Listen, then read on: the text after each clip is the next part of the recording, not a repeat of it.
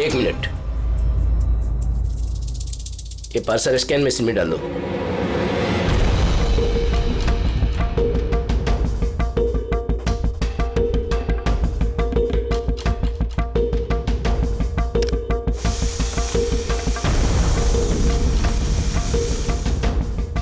ये parcel reception में दे दो।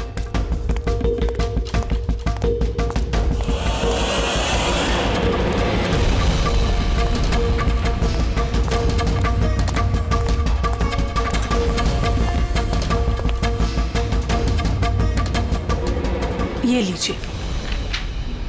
शामू, जी मैडम।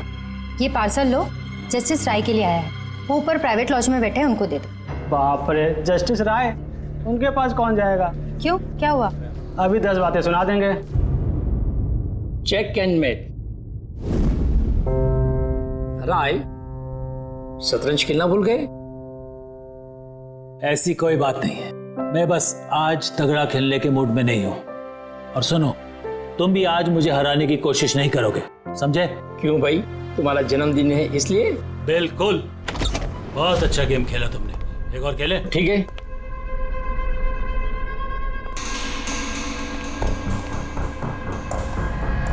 हेलो सर, राय सर। क्या है? हैप्पी बर्थडे सर, आपके लिए पार्सल आया। ठीक है, रखो इधर, रखो इधर आओ। अब क्या हुआ सर? ये लो। Thank you sir, thank you very much sir. Happy birthday sir. कुछ चाहिए तो बोलिएगा सर। ठीक है। उसने सोचा भी नहीं होगा डांट की जगह टिप मिलेगी। ये सब लोग ना मुझे घूसट और खड़ूस समझते हैं, लेकिन मुझे इससे कोई दिक्कत नहीं है। इनफैक्ट मुझे मजा आता है। अरे ये सब छोड़ो, पैकेट खोलो ना, क्या है?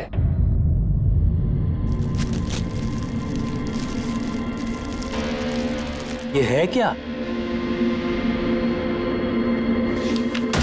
देश के सर्वश्रेष्ठ कानूनी दिमाग को सम्मानपूर्वक भेंट। कोई नाम नहीं? Press the tell.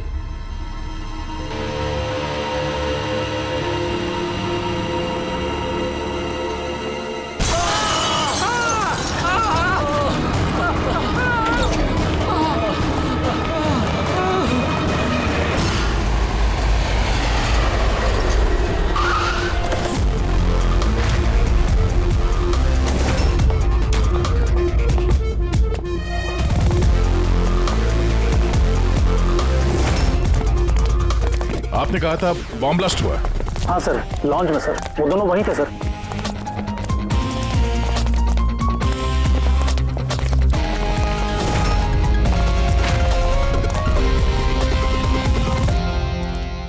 ये देखिए सर। यहाँ तो कांच ही कांच है। पूरे फेस पे कांच के टुकड़े हैं। जख्म बहुत गहरा नहीं दिख रहा है, खून भी ज्यादा निकला नहीं है, तो फिर इसकी मौत कैसे होगी? सर, शायद बक्से के अंदर कांच के टुकड़े रखे होंगे।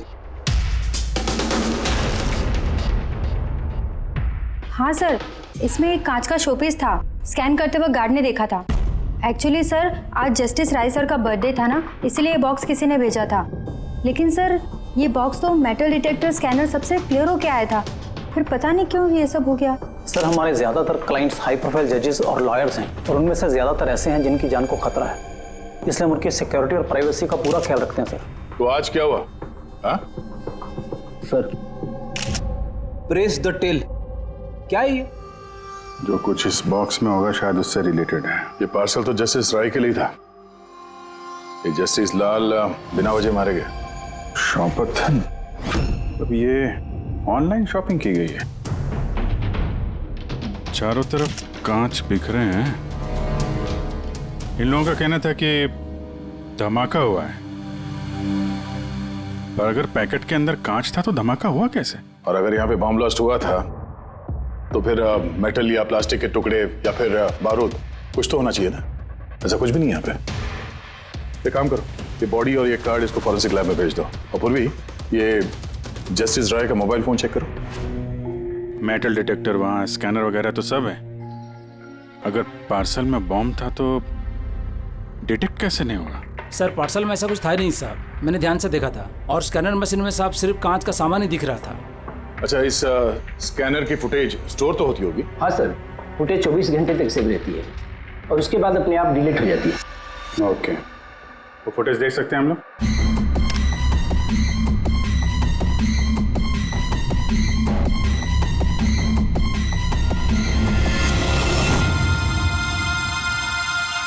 ये क्या? कोई शोपीस तो लग रहा है। देखिए सर, कहीं कोई मेटल है ही नहीं और इतना पारदर्शी कांच ही हो सकता है। जब वो डिलीवरी बॉय आया था तब की फुटेज है? हाँ सर, और कल बारिश की वजह से सीसीटीवी कैमरा खराब हो गया था। आप कह रहे थे सिक्योरिटी का बड़ा इंतजाम है, ये आपका इंतजाम है? Sorry sir.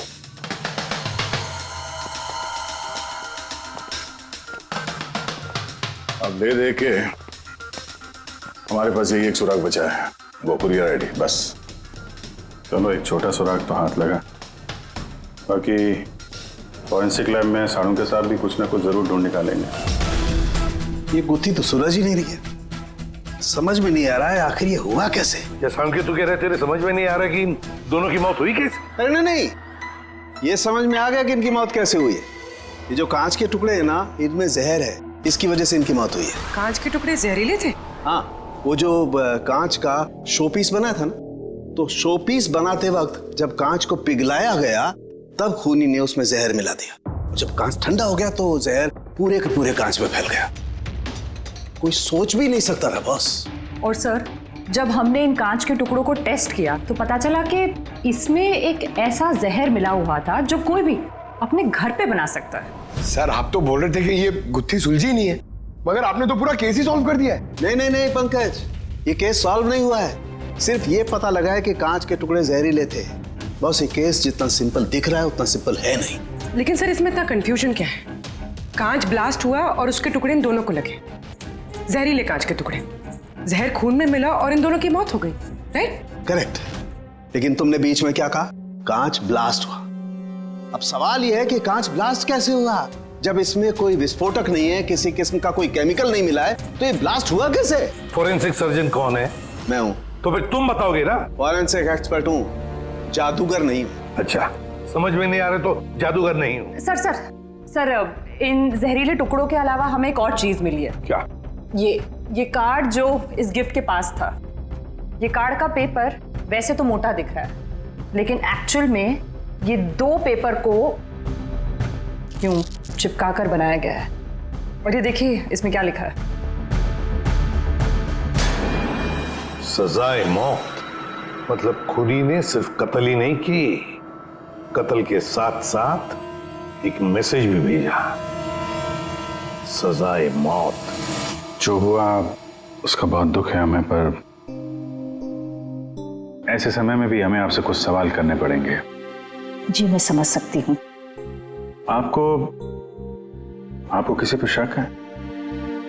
जी मेरे पति कानून पर सख्त और न्यायप्रिय इंसान थे, तो जाहिर सी बात है कि ऐसे इंसान के लाखों लोग दुश्मन हो सकते हैं। वो अपराधी जिनको इन्होंने सजा दी थी, वो वकील जो इनकी सख्ती से बहुत परेशान थे और इनके फैसले से नाखुश भी। आए दिन उन्हें धमकियां भरे फोन आते थे और लेटर्स भी, पर इन सब के बावजूद भी वो अपने आप पर गर्व महसूस करते थे। उन्हें लगता था कि उनके ईमानदारी का ये इनाम था। आई एम सॉरी, इससे आगे मैं और कुछ आपको बता नहीं पाऊंगी, पर हाँ, आनंद आपको सब कुछ बता देगा। आनंद? आनंद कौन है? आनंद इनका पर्सनल असिस्टेंट है। कहाँ मिलेंगे मिस्टर आनंद? वो मेरे पति के चेंबर में ही ऊपर बैठकर काम कर रहे हैं, आप चाहे तो उन्हें मिल सकते हैं। मिस्टर आनंद, जस्टिस राय पे बहुत सारे हमले हुए थे, बहुत लोग दुश्मन थे उनके, क्या जानते हैं इनके बारे में आप? सर, उनको धमकी देने वाले लोगों की कमी नहीं थी। अच्छा, ऐसे कितने लोग थे जिन्होंने जान से मारने की धमकी दी थी? अनगिनत। उनकी धमकियों को ट्रॉफी के जैसे संभाल कर रखते थे। 1 मिनट सर।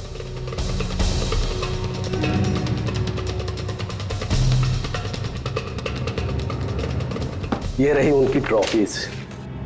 ये सचमुच ज्यादा है। लोग उन्हें बहुत सख्त समझते थे, लेकिन सच पूछो तो सर बड़े ईमानदार और न्यायप्रिय थे।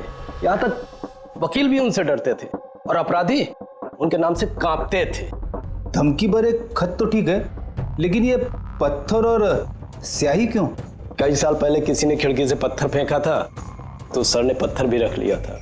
और ये स्याही की बॉटल? अरे सर ये तो कुछ ही महीने पहले की बात है।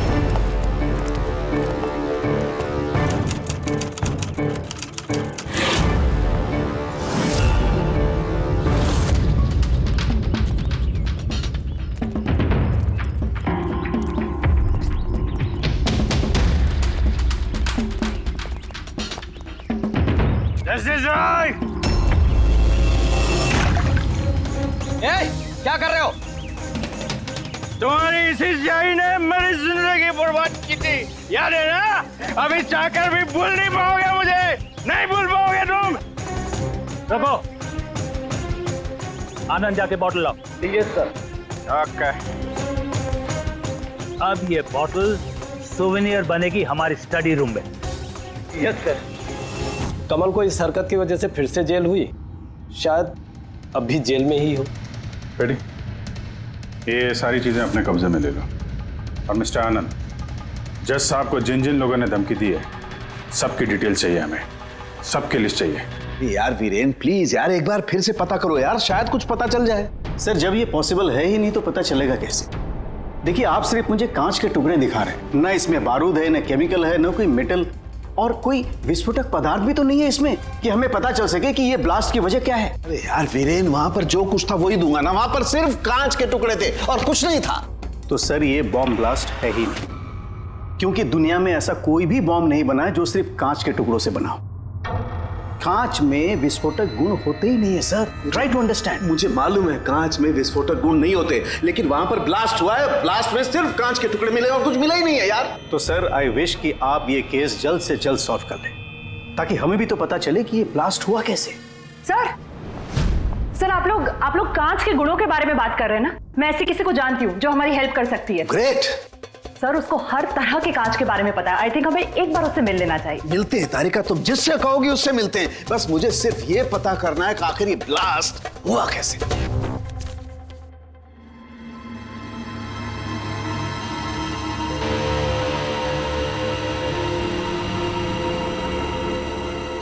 हाँ भाई, कहाँ तक पहुँचा? सर बस 2 मिनट हो जाएगा, 2 मिनट। ओके, देखें पूर्वी को क्या मिला। फोन से कुछ पता चला राय साहब के? हाँ सर, कुछ अजीब से मैसेजेस मिले हैं जस्टिस राय और जस्टिस लाल के बीच। अजीब मैसेज? कैसे हैं? ये देखिए सर, ये मैसेजेस हैं या शायद कोई कोड्स हैं जो नंबर्स और लेटर्स को मिला के बनाए गए हैं।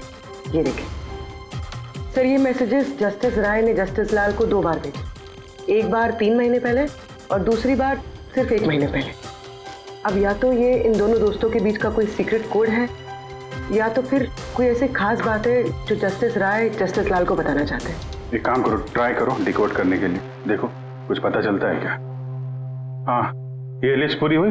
हाँ सर, जस्टिस राय के पीए आनंद ने जो हमें धमकियों के बारे में बताया था सर, उस हिसाब से हमने ये 3 सस्पेक्ट की लिस्ट बनाई है। 3 भागों में क्यों, क्या है? अब यहाँ पे जितने लोग हैं इनमें से सभी लोगों ने कभी ना कभी जस्टिस राय को धमकी दी है और इनमें से ज्यादातर लोग जेल में भी है। लेकिन ये वनेश, ये एक मर्डर के केस में अंदर गया है और बाद में इसकी दिमागी हालत ठीक नहीं है, इसलिए इसे रिहा कर दिया गया। और ये कमल जी, इन्होंने जस्टिस राय पे स्याही फेंकी और इस जुर्म में इन्हें अंदर कर दिया गया। फिलहाल ये कहाँ पर है उसकी कोई जानकारी नहीं है। सर ये दूसरी लिस्ट जो है इसमें से ये 3 लोगों को सजाए मौत दी हुई है सर जस्टिस ने, और ये अभी भी जेल में अपनी सजा काट रहे हैं। 3, ये चौथा, ये कौन है? सर ये है किशोर जी, इनके बेटे को जस्टिस ने 3 साल की सजा दी थी सर, और न्यूज़ में एक आर्टिकल आई थी कि ये सजा ज़्यादा देने की जरूरत नहीं थी और इस वजह से वो शायद डिप्रेशन में होगा और उसने अपनी आत्महत्या कर ली सर। तो इस किशोर के पास अच्छी खासी वजह है बदला लेने की। और ये है धवन, ये एक वकील है पेशे से, और अजीब बात यह है कि पिछले साल इसने जस्टिस राय के कोर्ट में बहुत सारे केसेस लड़े पर वो एक भी जीत नहीं पाया, सारे हार गए। तो कहीं ये हारा हुआ वकील बदला लेने के चक्कर में राय साहब को, हाँ ये भी हो सकता है कि ये कोई काबिल वकील ही ना हो। तो अब कुल मिला के हमारे पास बचते हैं 4 सस्पेक्ट। एक ये कमल, वनेश, किशोर और धवन। सर, गिफ्ट भेजने वाले का पता चल गया। वो गिफ्ट कमल ने भेजी थी और शॉपेथॉन वालों ने कुरियर की आईडी से पता किया है। तो उनके पास उसका एड्रेस तो होगा ना? नहीं सर, एड्रेस का तो पता नहीं चला। कोई बात नहीं, कमल जिस जेल में था वहां से पता चल जाएगा। वहां चलते हैं। सॉरी ऑफिसर, लेकिन हमें उसे 1 महीना पहले ही छोड़ना पड़ा। जज पे हमला किया था, इतनी जल्दी छूट गया? एक मिनट, आपने कहा कि उसे छोड़ना पड़ा, लेकिन क्यों? उसकी तबीयत की वजह से, क्योंकि सालों से उसको नशे की लत थी। 7 साल पहले वो एक केस में पकड़ा गया था, वहां उसने पीना छोड़ दिया, लेकिन जेल से छूटने के बाद फिर उसने पीना शुरू कर दिया, इसलिए उसका पूरा लीवर खराब हो चुका था। ये भी तो हो सकता है कि उसने लीवर खराब होने का बहाना किया हो। नहीं नहीं सर, हमने डॉक्टर से कंफर्म करके उसे छोड़ा था। अच्छा, उसका एड्रेस तो होगा ना आपके पास, वो दे दीजिए। एड्रेस तो है, लेकिन मुझे लगता है वो वहां नहीं मिलेगा, वो हॉस्पिटल में ही मिलेगा, क्योंकि उसे जल्द से जल्द लीवर ट्रांसप्लांट करने की जरूरत थी। लेकिन जहां तक मुझे पता है कि शराब के आदी लोगों को लीवर ट्रांसप्लांट की इजाजत नहीं मिलती है। मिलती है, अगर शराबी कम से कम 6 महीने तक शराब ना पिए तो, और यहाँ जेल में तो मिलने से रही, इस बिना पे हमने उसको permission they the. Okay sir, thank you. अगर ऐसा है तो अपनी जान बचाने के लिए इसने कहीं ना कहीं किसी हॉस्पिटल में रजिस्ट्रेशन तो करवाया ही होगा। एग्जैक्टली। और ये कोई छोटा मोटा इलाज तो है नहीं जो कहीं भी हो जाए। शहर में गिने चुने हॉस्पिटल है जहाँ पे ट्रांसप्लांट हो सकता है। वहीं ढूंढते हैं इस कमल को। अरे तारिका, ये तुम कहाँ ले आए भाई मुझे? मैंने तो सोचा तुम किसी ग्लास फैक्ट्री में लेके जाओगी। बट एनीवे, ये जो कुछ भी है ना, है बड़ा खूबसूरत। शुक्रिया आप। Sir, she is my friend Vivian. ये ब्यूटीफुल आर्ट गैलरी इसी की है। ये ऐसे खूबसूरत आर्ट पीसेस बनाती रहती हैं, और कांच के भी। And Vivian, he is doctor Salunkhe. Hello. अच्छा यार, वी नीड योर हेल्प। हमें कांच और कांच की चीजों के बारे में इंफॉर्मेशन चाहिए, एक मर्डर मिस्ट्री सॉल्व करने के लिए। श्योर। अच्छा विवियन, ये सारी चीजें आप ही ने बनाई हैं? जी। ऑब्वियसली आप ही ने बनाई होंगी, लेकिन कैसे? बहुत आसान है। वैसे तो ज़्यादातर चीज़ें कांच को पिघलाकर बनी है। प्रोपेन टॉर्च से कांच पिघलाया जाता है और उसी पिघलाए हुए कांच को मनचाहा आकार दे दिया जाता है। अच्छा हाँ, ये एक एक्सरे इमेज है कांच के शोपीस का, लेकिन सरप्राइजिंग बात यह है कि ये पूरा ब्लास्ट हो गया। Do you think it's possible? इसका आकार तो बूंद जैसा है, लेकिन समझ में नहीं आ रहा कि ये है क्या। विवियन, एक बार जरा फिर से देखो गौर से। शायद कुछ ऐसी चीज हो जो तुमने अभी तक देखी नहीं। एक मिनट, इसकी नोक देख रहे हैं आप लोग? ये जानबूझकर बनाई हुई तो नहीं लगती। I mean, जिसने भी इसे बनाया है उसने कांच को पिघलाकर बहुत जल्दी उसे ठंडा कर दिया है, बिल्कुल तुरंत, जिससे कि ये कांच का आकार न केवल बूंद के जैसा रह गया है, बल्कि इसकी नोक पतली, लंबी और नाजुक हो गई है। Thank you so much for your help. कांच को पिघला करके ठंडा कर दिया गया, तुरंत तुरंत, जैसे वो बूंद बनी। My God. तारिका, हमें लैब में चलना है तुरंत, फौरन। और हाँ, वो विवियन, हमें आपकी वो प्रोपेन टॉर्च चाहिएगी प्लीज। किशोर, धवन, भुवनेश, अब तीनों को जस्टिस राय के खून के सिलसिले में यहां बुलाया गया है। मर गया? बड़ा भगवान बनता था, लोगों की जिंदगियों का फैसला करता था। चलो अच्छा है, अब मर गया। सर, इसे देख के तो लगता है कि ये दिमागी हालत से ठीक नहीं है। हो सकता है नाटक कर रहा हो। असाइलम की अटेंडेंस स्लिप है इसकी।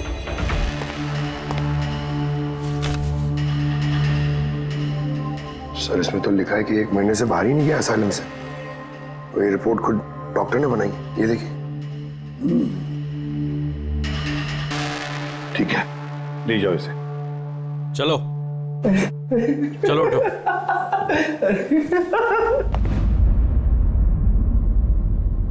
खुश तो आप भी होंगे ना जस्टिस राय की मौत से? देखिए, मैं मानता हूं कि मेरे बेटे ने गलती की थी, गलत संगत में पड़ गया था वो, लेकिन न तो उसका गुनाह इतना बड़ा था और न ही उसकी उम्र कि उसे माफ न किया जा सके। और फिर अगर सजा देनी ही थी तो कम सजा दी जा सकती थी उसे, लेकिन जस्टिस राय ने ऐसा कुछ नहीं किया, जिसकी वजह से आपके बेटे ने आत्महत्या कर ली। जी। और आप जस्टिस राय को उसका जिम्मेदार मानते हैं? बिल्कुल मानता हूं, और मैं खुद को भी जिम्मेदार मानता हूं।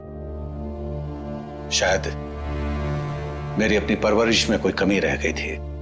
और धवन जी, आपने पिछले साल में जस्टिस राय के कोर्ट में 17 केसेस लड़े हैं और आप 17 के 17 केसेस हार गए।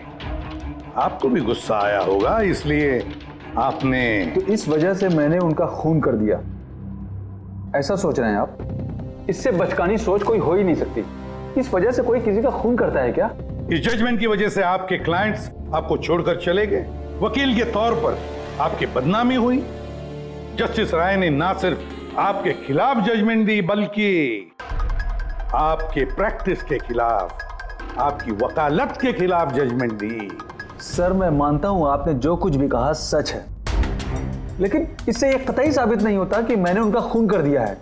धवन जी, साबित नहीं हुआ तो क्या हुआ, हो तो सकता है ना। देखिए सर, मेरी इतने सालों की प्रैक्टिस है, इस पेशे में कोई नया नहीं हूं मैं।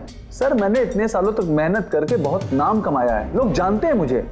और सर, जिस वक्त जस्टिस राय का खून हुआ उस वक्त मैं कहां था, क्या कर रहा था, किसके साथ था, इन सब बातों का ब्यौरा दे सकता हूं मैं, वो भी गवाहों और सबूतों के साथ। एक बात मत भूलिए धवन जी, खून एक पार्सल की वजह से हुआ है, और जिस वक्त खून हुआ उस वक्त खूनी वहां पर मौजूद नहीं था, समझे आप? इसलिए आपके गवाह और आपके सारे सबूत हमारे लिए कोई मायने नहीं रखते। आप सिर्फ भूलिएगा मत कि जब तक ये केस सॉल्व नहीं होता आप हमारे शक के दायरे में हैं।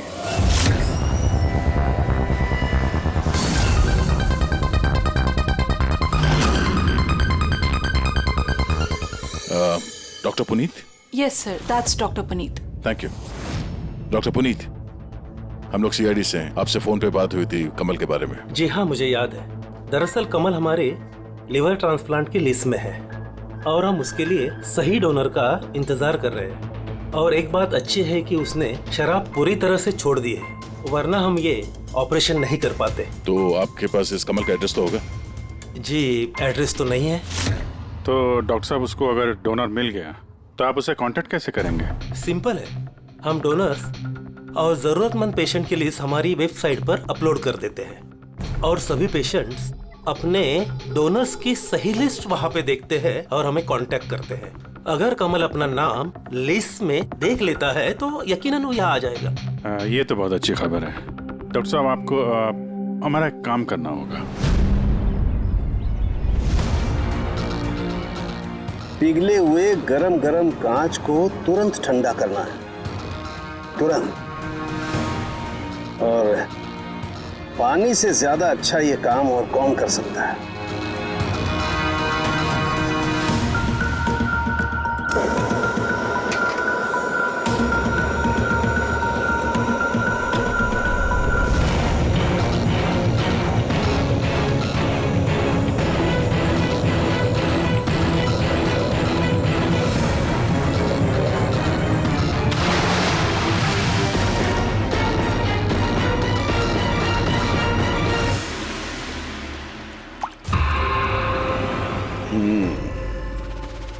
तो ऐसे बनी ये कांच की बूंद।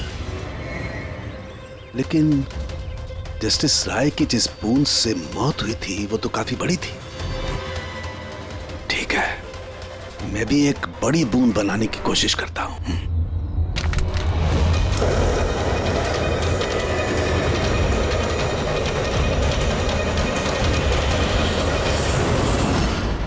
ये कोड्स आखिर है क्या? कुछ पता ही नहीं चला। My God.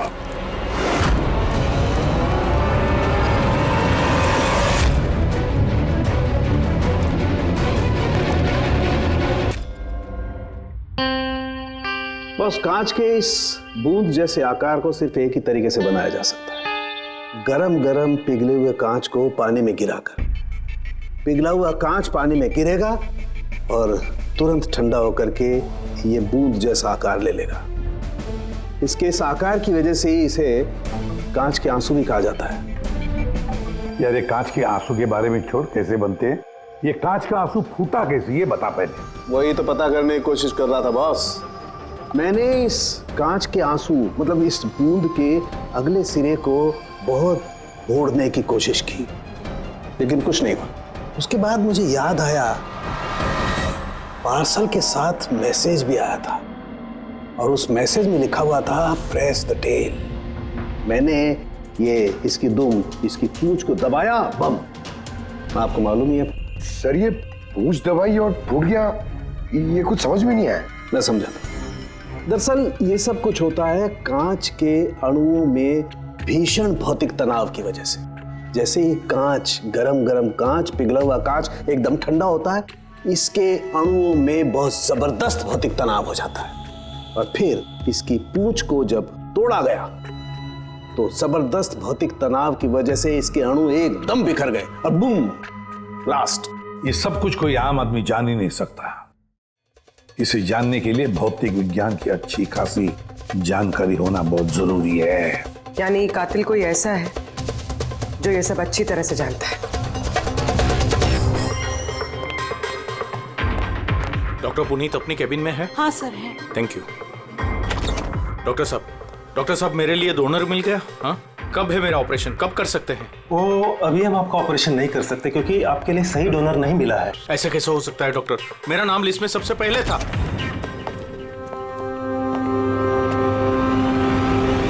देखिए, मेरी सजा काट चुका हूँ पूरी तरह से, फिर आप लोग मुझे कहाँ लेके जा रहे हैं? मैंने ऐसी कोई गलती भी नहीं की है। जस्टिस राय का खून हो गया है।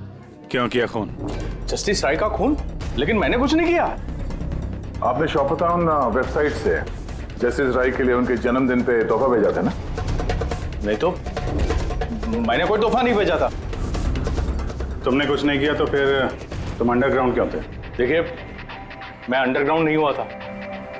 सचमुच मेरी तबीयत खराब रहती है, इसलिए शहर से बाहर हेल्थ स्पा ज्वाइन कर लिया है मैंने। जेल से छूटने के बाद मैं वही रहता हूँ। और वो पार्सल, कांच का अजीब सा शोपीस जो आपने जस्टिस राय को भेजा था शॉपटाउन वेबसाइट से, जिसपे आपका कॉन्टैक्ट डिटेल्स भी था? हाँ, मैंने शॉपटाउन वेबसाइट से शॉपिंग जरूर की है और पार्सल भी भेजा है, लेकिन जस्टिस राय को नहीं भेजा। मैंने मेरी बेटी को भेजा है क्योंकि उसका जन्मदिन था। मेरी वाइफ मुझसे नाराज है, इसलिए मेरी बेटी को मुझसे नहीं मिलने दे रही है, तो मैंने वो शॉपटाउन वेबसाइट से गिफ्ट खरीदा और मेरी बेटी को पार्सल कर दिया। कोई सबूत है इसका तुम्हारे पास? हाँ है ना सर, मैं आपको शॉपटाउन वेबसाइट का मेरा अकाउंट दिखाता हूँ, उस पर आप लोगों को पता चल जाएगा कि मैंने कब और क्या खरीदा है। देखिए। ठीक है।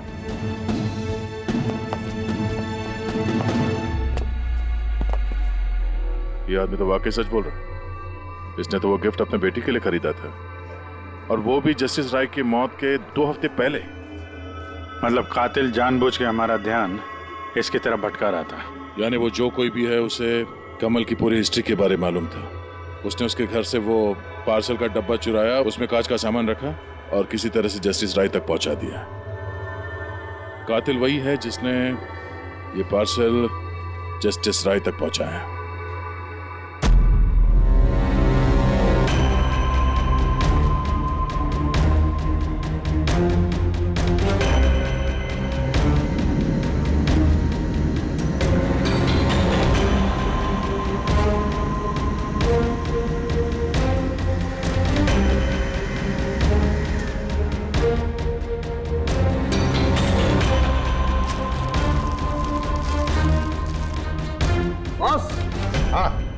एक मिनट जरा, तो से देखो, इस एड्रेस के नीचे की तरफ एक और एड्रेस, और ये दोनों पते अलग अलग हैं। डैम इट, एक सुराग मिला था वो भी गलत निकला। मतलब कमल बेकसूर है। बस मैं इस कागज को लैब में ले जाकर के अच्छी तरह से चेक कर लेता हूँ।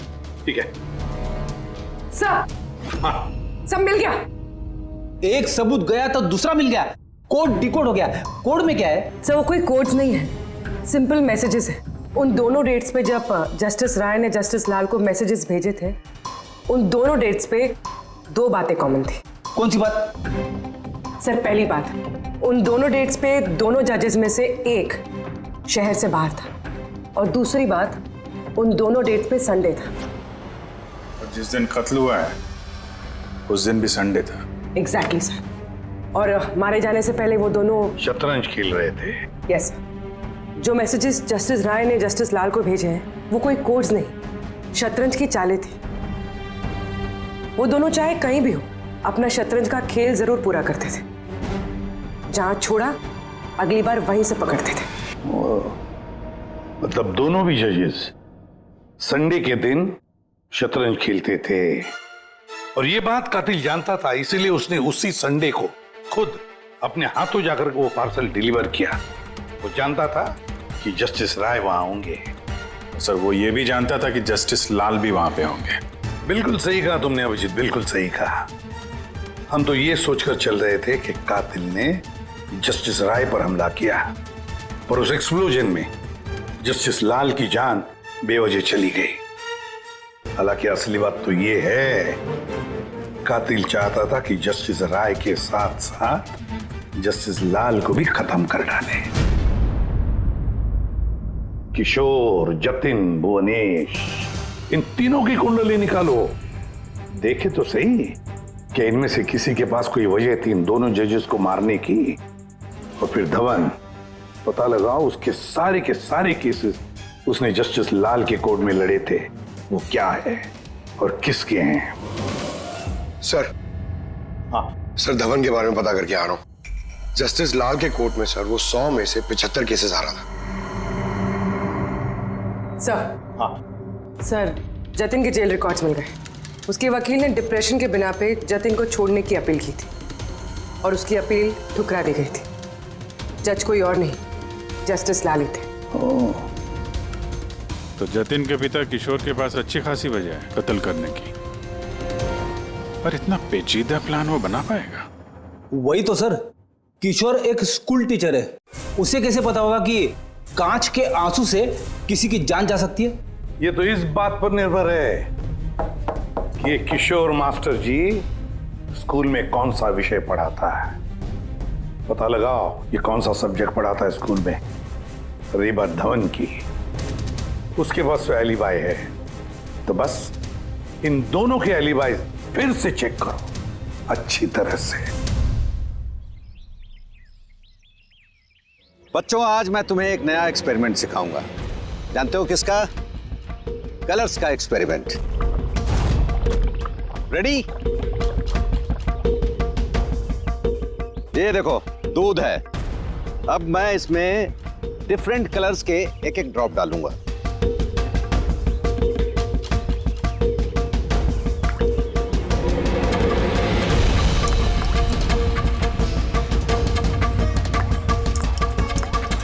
Now come here. देखो बेटा, अब जब मैं ये बड इसके अंदर डालूंगा तो तुम्हें देखने को मिलेगा कि अणु किस तरीके से प्रक्रिया करता है। देखो,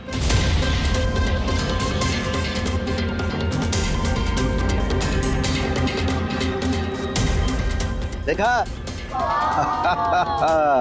इसे कहते हैं विज्ञान का जादू। कमाल है।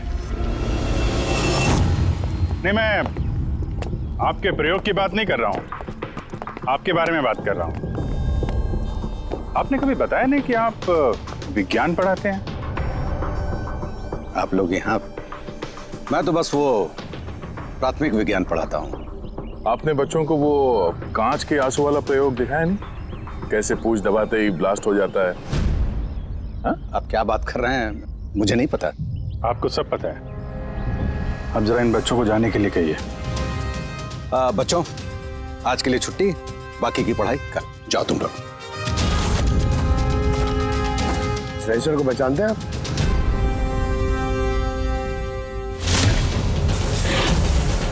रविवार याद है आपको, जिस दिन टीचर पेरेंट मीटिंग थी?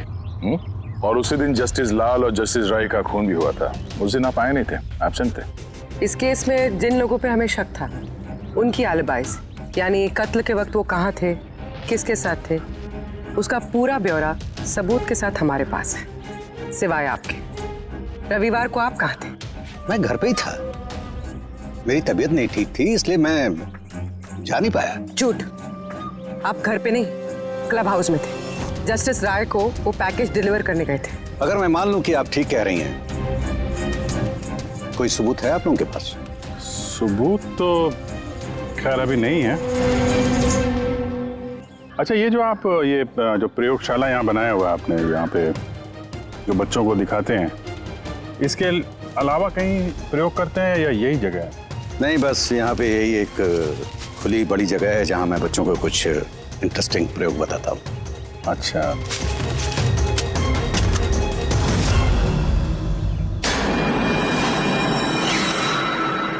सर आप अंकल? अरे आप लोग वहां कहाँ जा रहे हैं?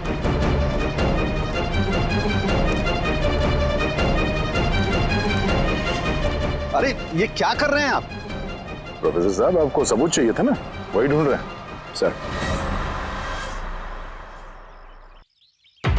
पहचान रहे ना इसे आप? ये तो एक टुकड़ा है, ऐसे बहुत सारे टुकड़े यहाँ मिलेंगे अगर यहाँ पे आसपास खोदा गया तो। क्या आपको भी पता है? ये कोई साधारण कांच के टुकड़े नहीं है डॉक्टर साहब। आपने जो एक्सपेरिमेंट्स किए थे और जो प्रयोग सफल नहीं हुए, आपने उन कांच के टुकड़ों को लाकर यहाँ पर दबा दिया, है ना? अभी आप सच बोलेंगे कि इस कांच को हम जाके टेस्ट करें? क्योंकि अगर इसने टेस्ट किया तो इसमें वो जहर जरूर मिलेगा। हाँ, मैंने ही उन दोनों को मारा है, क्योंकि उन दोनों ने मिलकर के मेरे बेटे को मारा है। मैंने उसी वक्त ठान लिया था कि इन दोनों से अपने बेटे की मौत का बदला लूंगा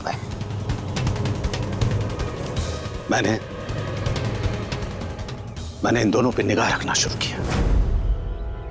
एक दिन बच्चों के लिए इंटरनेट पे कुछ अनोखे प्रयोग ढूंढ रहा था मैं, तभी मुझे ये कांच के आंसू का प्रयोग मिला। मैंने सोच लिया कि अपने बेटे को इंसाफ दिलाने का यही एक तरीका है। मुझे पता था कि कमल जस्टिस राय पे स्याही फेंक चुका है और अभी अभी जेल से छूटा है। मुझे उसकी बेटी के बारे में भी पता था। मैं जानता था कि वो उसे बर्थडे गिफ्ट जरूर भेजेगा। अरे भाई साहब, ये भी लेना।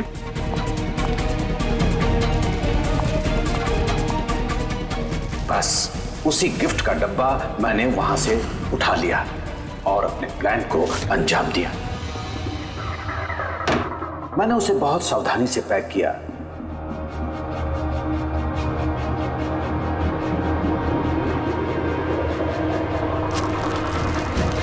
और फिर डब्बे पे पुराने एड्रेस के ऊपर नया एड्रेस लगाया।